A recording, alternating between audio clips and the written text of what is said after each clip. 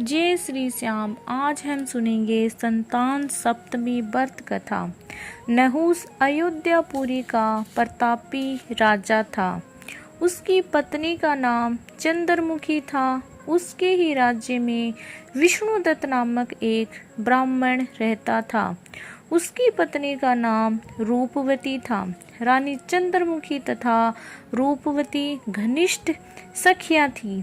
एक दिन वे दोनों सरयू में स्नान करने गई। वहां अन्य स्त्रियां भी स्नान कर रही थीं।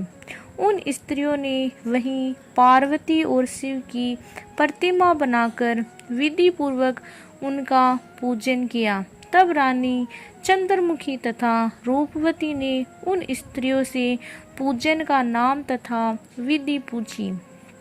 उन स्त्रियों में से एक ने बताया कि हमने माँ पार्वती सहित भगवान शिव की पूजा की है।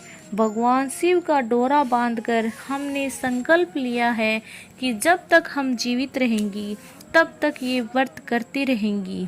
ये मुक्ता भरण व्रत सुख तथा संतान देने वाला है। उस स्त्री की बात सुनकर उन दोनों सखियों ने भी जीवन भर इस व्रत को करने का संकल्प करके शिवजी के नाम का डोरा बांध लिया। किंतु घर पहुंचने पे वे संकल्प को भूल गई। फलतः मृत्यु के पश्चात रानी बानरी तथा ब्राह्मणी मुर्गी की योनि में पैदा हुई। कालांतर में पशु योनि छोड़कर वे पुनः मनुष्य योनि में आ गई।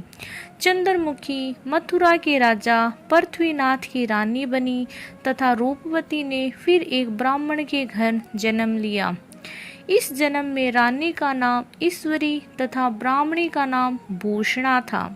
भूषणा का विवाह राजपुरोहित अग्निमुखी के साथ हुआ।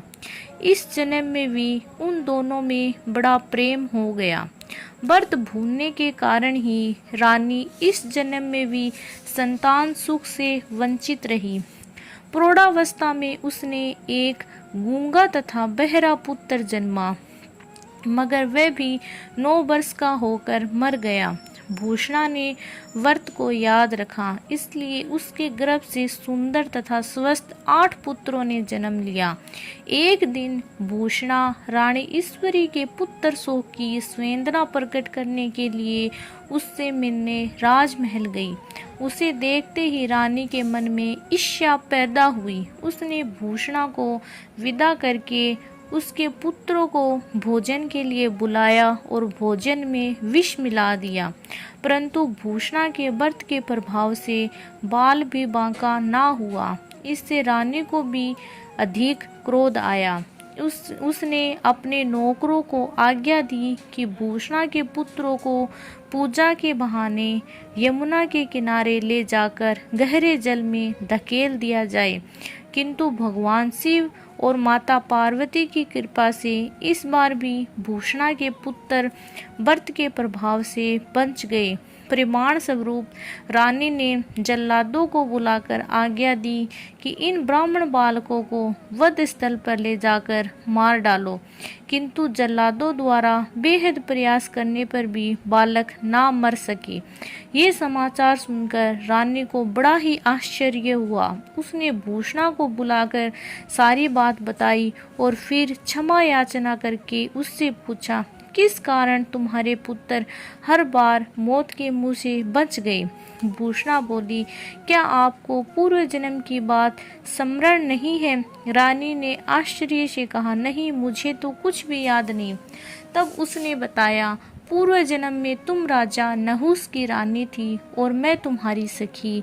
हम दोनों ने एक बार भगवान शिव का डोरा बांधकर संकल्प किया था कि जीवन पर्यंत संतान सप्तमी का व्रत किया करेंगे।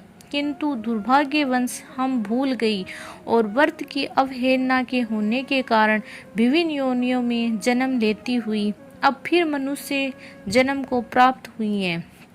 अब मुझे उस व्रत की याद आ गई, इसलिए मैंने व्रत किया। उसी के प्रभाव से आपने मेरे पुत्रों को चाहकर भी ना मरवा सकी। ये सब सुनकर रानी ईश्वरी ने भी विधि पूर्वक संतान सुख देने वाला ये व्रत किया। व्रत के प्रभाव से समय आने पर रानी गर्भवती हुई और इस बार उसने एक सुंदर बालक को जन्म दिया। उसी काल से पुत्र प्राप्ति और संतान की रक्षा के लिए ये व्रत प्रचलित है। बोलो भगवान शिव और माता पार्वती की जय।